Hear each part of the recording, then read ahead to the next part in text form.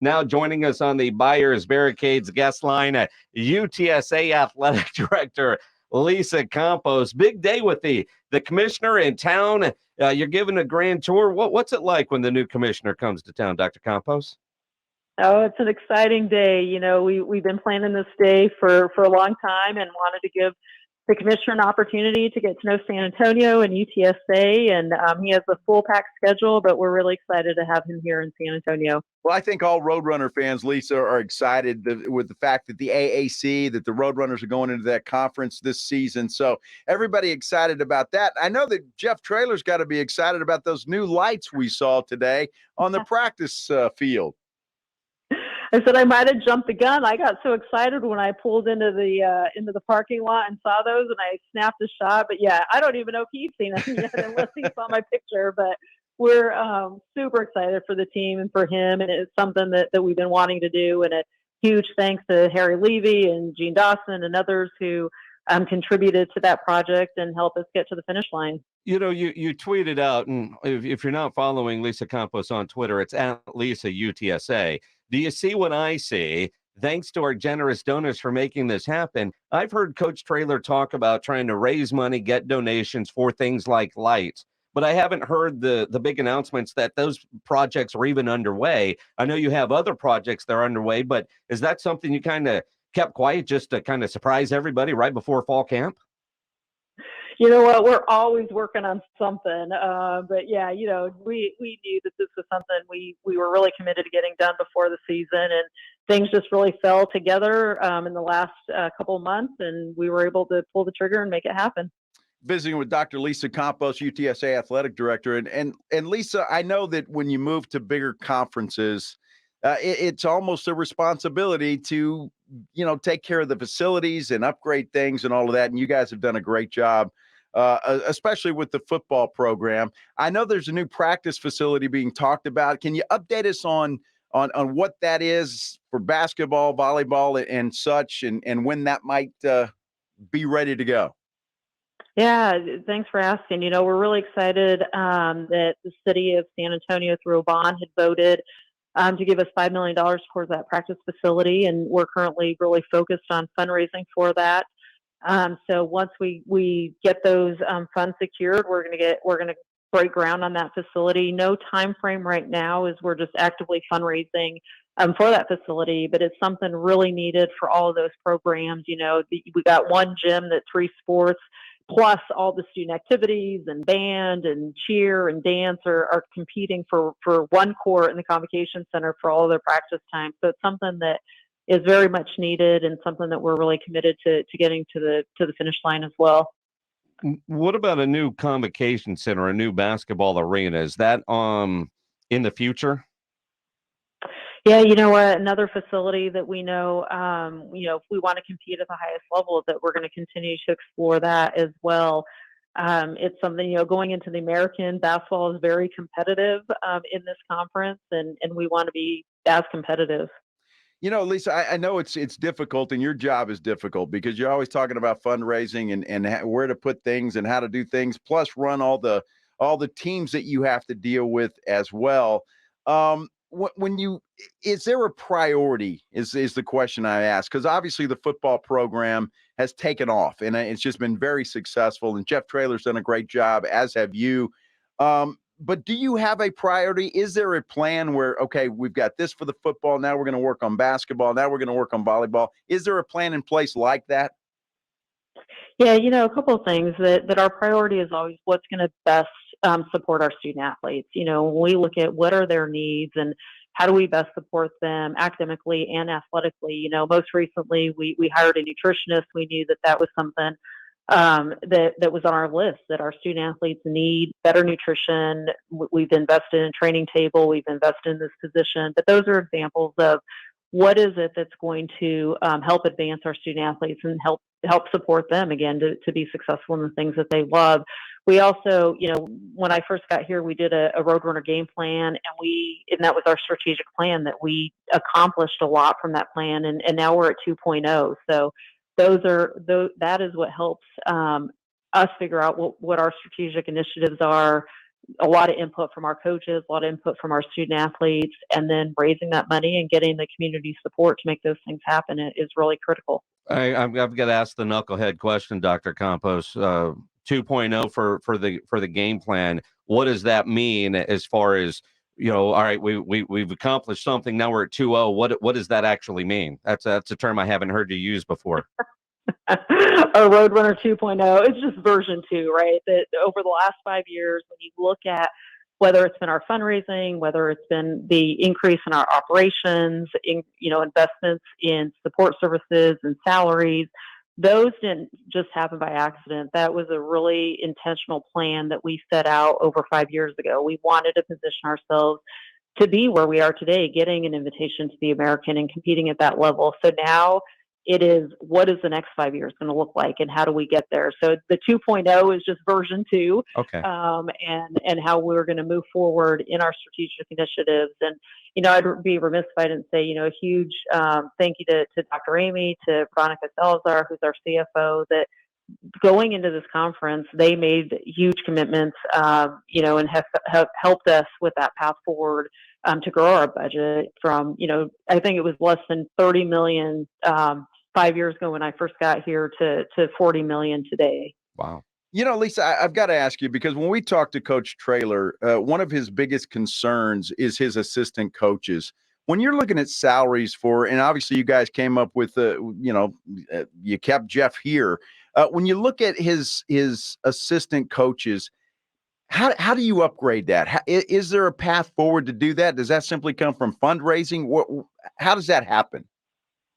Yeah, we've been really fortunate to be able to make some major investments in his assistant coaching pool salary, and quite frankly, in his salary. I think he's going into the American. He'll be the either the highest or second highest paid coach in the American, and his coaching, the assistant coaching pool will be in the top 3. So we feel like we're really competitive in that area. But that, again, didn't happen overnight. That was a lot of strategic investment over the last couple of years to get that pool to where it is. So, but more growth, the more success we have, the more opportunity we have. And to your point, it's through ticket sales, it's through donations, it's through any way that we generate revenue to help move our programs forward.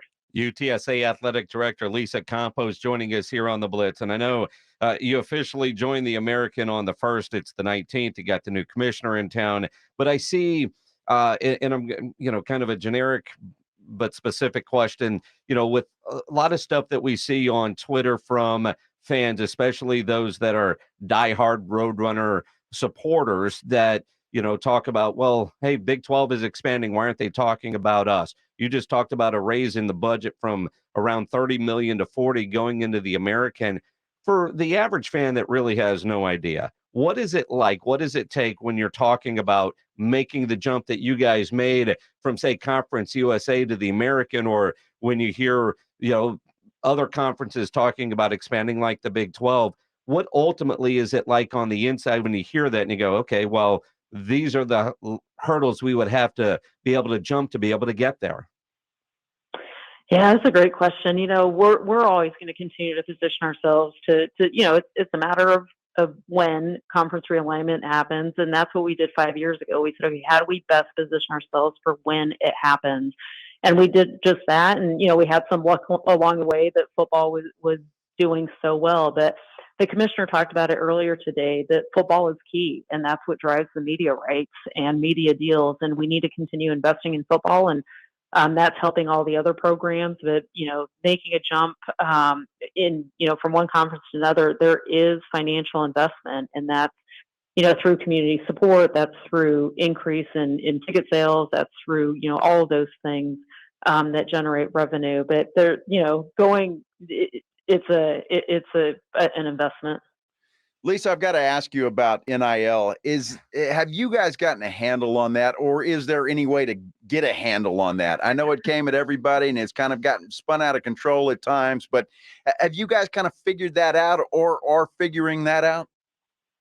I don't know if anyone's figured out NIL, but it's been with us for about a year. It's still in infancy stage, I think. Whether it's the federal government, whether it's NCAA, whether it's local government, state government, everyone is trying to get a handle on this. And honestly, until we have a more national federal law about it, there's going to be so much inconsistency, inconsistency across states, inconsistency with NCAA rules versus state laws.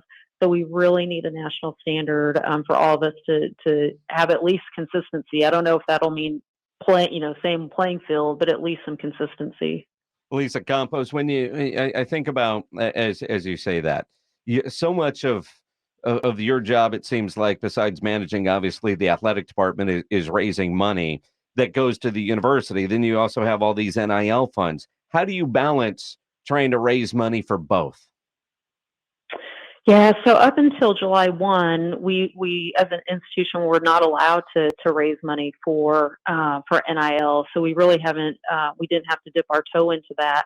But we're really fortunate that we had community members who cared about UTSA athletics and our student athletes and created the collectives that really were the collectives that helped with all of that. So we, as the law changed, as NCAA is evolving, we'll continue to explore how we do get involved in that. But like I said, for the last year, because the law prohibited us from doing that, we really didn't jump into that. All right, Lisa, I've got to ask you this because we go to UTSA Roadrunner football games, and I know basketball has its issues, and with attendance is what I'm talking about. How do you get people more excited about athletics at UTSA? Yeah, we're really proud. I think we hit this message a lot last year that we led the conference in attendance, and that's a huge testament to this community. That to only be in our 13th season, to be really competing against schools that have had football for 50 years, 100 years, for us to be leading it. And then if you were to compare that to the American, we would have been in the top 3 in attendance. So we should be really proud of that, not satisfied with it, but really proud that this community shows up. I think Jeff makes the games exciting. Our team makes the game day experience really exciting. The tailgating, the family-friendly games for all the kids and the families, always something to do at our football games and our other sports as well. But just focusing on football, we're really proud of how the community has come out. Again, never satisfied, but really appreciative of the community because people, let me tell you, would kill for the attendance numbers that we're having as you look across the nation. At one point I was looking, we were beating, teams in the Pac-12 and the Big 12, other bigger conferences. We were kicking their butt in attendance. So we should be proud of that. Kicking butt and taking names. Nice. Now, I saw something the other day, and correct me if I'm wrong, but season tickets were like at 8,700, which seems kind of low.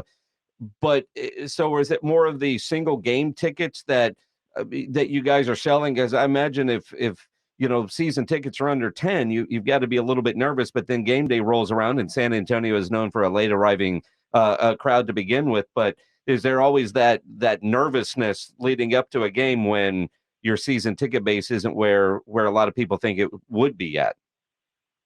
Yeah, you know what? I think last year, we're trending ahead of where we were last year with season tickets. We're really proud. The industry standard in renewals is around 80-some%. We're over 90% in renewals, so that tells us that people like the product and they're coming back. We're outpacing the new season ticket sales, so we're really excited about new people coming on board. But that's how we build our base, is that someone comes to one game and then they like it and they're like, okay, let me go to another. And by that time, we're reaching out and saying, okay, if you've been to 2, why don't you just buy all 6? And that's how you cultivate that fan base. So it all really starts with season ticket sales. Then we do a hard push with our single game sales. And then don't forget our students. Our students make a huge impact in our attendance. As they show up, we've been crushing it with student attendance. So that's a big part of our attendance as well. All right, Lisa, I don't know if you're superstitious or not, but obviously the Roadrunners have been picked to win the AAC in the preseason predictions or whatever you want to call it. Does that bother you? Does that make you nervous? Or are you happy about that? You know what? I'm never nervous about that, but I also don't have to coach or play the game. So I just have total faith. You all know Coach Traylor. I mean, he works. He's relentless at what he does. He has so much passion in what he does. He hires great staff, and he will never not have his team in a position to win and to be competitive. Like he cares so much about his team. He loves winning. He's so competitive.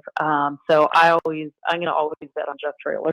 Well, and again, I mean, you think about what he's been able to do here, and you're jumping up in conference, still picked a big pick number one. You've got the commissioner in town. I'm curious what he has told you about the football program and how he thinks UTSA is going to stack up when you compare the other schools within the conference.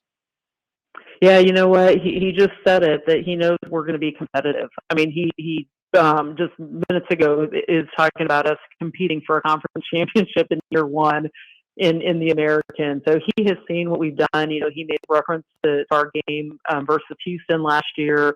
We've beaten some American teams in the last couple of years. So he knows how competitive we are, how well positioned we are. So I think there's a lot of eyes looking at USA right now. It's big time. And I know, I guess, get season tickets, Yes. make donations, celebrate the donations, and kind of go from there and keep the ball rolling, right?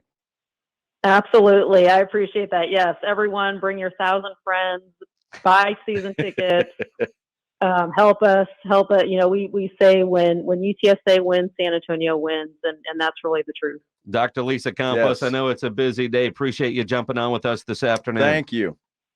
Thank you so much. Y'all take care. Appreciate it. Lisa Campos here on the Blitz on the Buyers Barricades guest line. Buyers Barricades provides traffic control, rental, and sales for San Antonio and beyond, online at buyersbarricades.com.